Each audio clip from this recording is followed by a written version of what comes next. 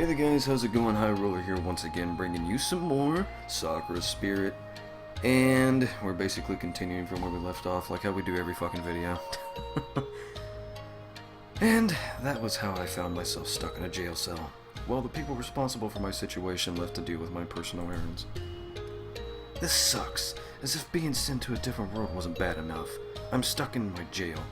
Wait, I'm stuck in jail with my only company being a pair of beautiful, magnificent, majestic fox sisters, you lucky boy. A pair of beautiful...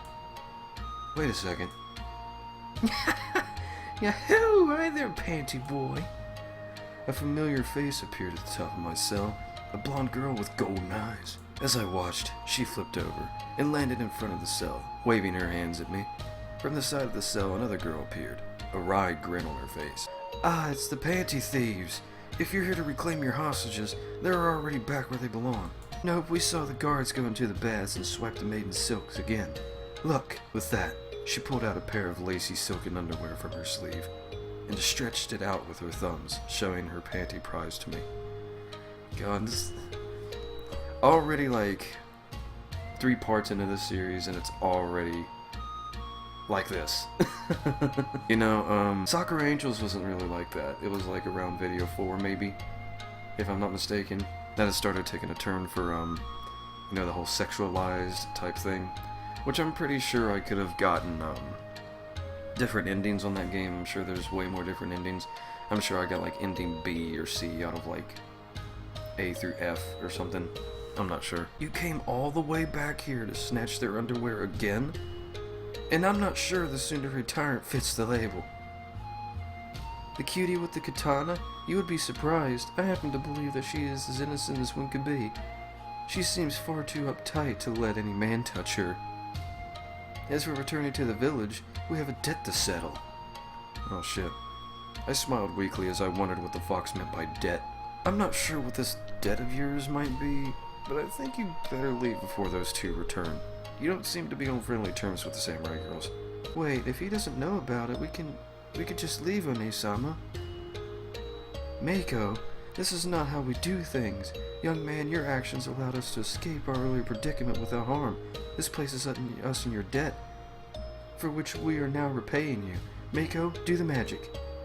Okay. The younger girl walked forward and placed her hands upon the locked door of the cell. She began mumbling something that I couldn't even begin to understand, and her hands began glowing brightly. Different worlds, girls wielding weapons, and now fox girls using magic? Next on the list, I'm gonna find a talkative magical sword and end up destined to save the world. That actually might happen, by the way. I don't put it past these visual novel games, you know, like if they're based on like an anime plot or something like that. Like, if someone was trying to make an anime series out of this, but they didn't have the funding, so they just go ahead and make a visual novel. You know, it doesn't really put it past me, because, like, out of all the anime that have plot twists like that, just, like, randomly out of nowhere. That said, I was curious to see what this magic would do to the lock keeping me imprisoned. Ah! The glow flared for a moment before quickly fading. There was a hiss, and then a sizzle, as the lock stripped to the floor in a mess of melted metal. Oh! Well done, Mako-chan. You did very well. Relax for now, alright? I'm not sure what I'm supposed to be the most surprised about. The fact that a girl just melted a steel lock, or that I'm starting to accept this as normal. This is the level of extraordinary. Mako-chan is quite gifted. But as I said, we're here to settle our debt. If you would like, we can escort you back to the forest where we first encountered you. I do, however, suggest that you decide quickly. The guards do not bathe for long. I should know. I have observed them for a while. Oh my lord. Well, I don't plan on sticking around, so I'll gladly accompany the two of you out of here. Maybe I'll be able to find my way back home. I doubt it, bro. Lead the way, Peeping Tammy. Mashiko? Sakurano Mashiko, not Tammy. Takahiro, but I suggest we keep the introductions for later. Very well then. Taka-kun, follow. As I was stepping out of the cell, the sound of the familiar voice boomed on in the distance. Wait, did they even say stuff like that back in those days? Like those little slang terms? Like, did they even have that shit? I don't know. I don't really care. Thieves! Crafty fox kleptomaniacs! I'll skin you alive! That's, quite a way to, get mad at a bunch of thieves there. Kleptomaniacs! I think that's our cue to get out of here. And with that, the three of us darted out of the prison. And that's pretty much what happened. According to the village elder, there's supposed to be a shrine somewhere in the forest. It must be the same one I visited before I got caught up in this mess. Goodness, that sounds like a terrible situation. I know that spirits such as Sayuri enjoy playing with people, but this seems a little cruel of her. I would speak with her myself, but fox spirits are not allowed near the shrine. I thought the reason we never go there is because it all fluster whenever Suchan's around. Shut up, Mako! I didn't realize a panty thief could get embarrassed like that. Or maybe you two could show me the way to the shrine? Somehow the layout of this forest seems different from my world. Pretty much meant that Arya's map was useless now. You do not understand. There is more to ways of us spirits than meets the eye, Takakun. I will try to navigate you to the shrine, but if Sayuri does not want us there, then we simply will not go there. The only places we can navigate to directly are our home and the village. I could use gate magic, but that takes a super long time to cast. And unless I concentrate really hard, it usually just ends up taking us someplace. Not fun. I think I'll prefer taking the ground route, but thanks for the offer, Mako-chan, was it? That's right, Sakura Mako. At your service. Yay, my first human friend. Silly girl.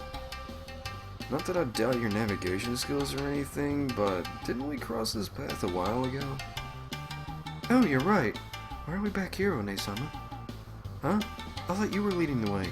Wait, I think if we turn this way, cut through these trees here, we might... Ah! The girl seemingly disappeared out of sight as she stepped in between two tall trunks, followed by a loud splash. I ran towards the trees and looked down to see the girl, arms flailing wildly, neck deep in the slow morning river. Ah! One-sama! One-sama, quick! Please, you have to help her, I'm begging you! I'll do whatever you want, just please save her! Help! It doesn't look that deep, you know, just tell me that your sister can't... She can't swim, neither of us can. Please, Takahiro-sama, please rescue my sister.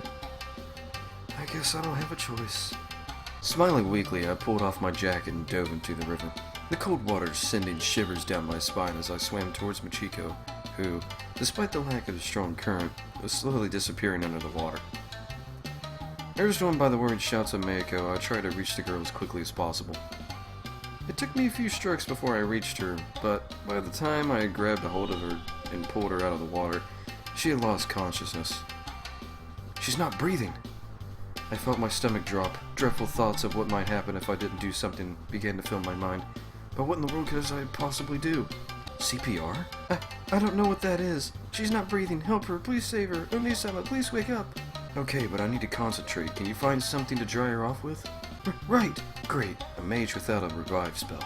As if trying to steel my nerves for what I was about to do, I muttered those words just before leaning in. All I could remember from my first aid training was that the patient had to be in a so-called recovery position, and then I had to blow air into their mouth and push down on their chest. My heart pounded faster and faster as I looked down at the fox girl.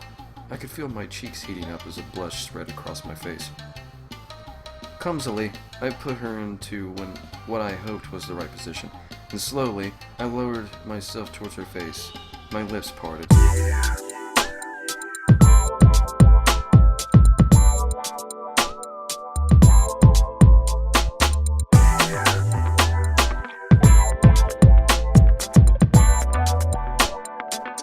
Oh my lord.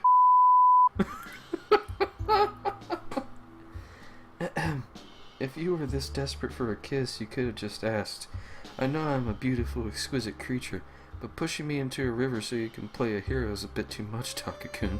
Okay, and on this note, we are going to go ahead and end the video here.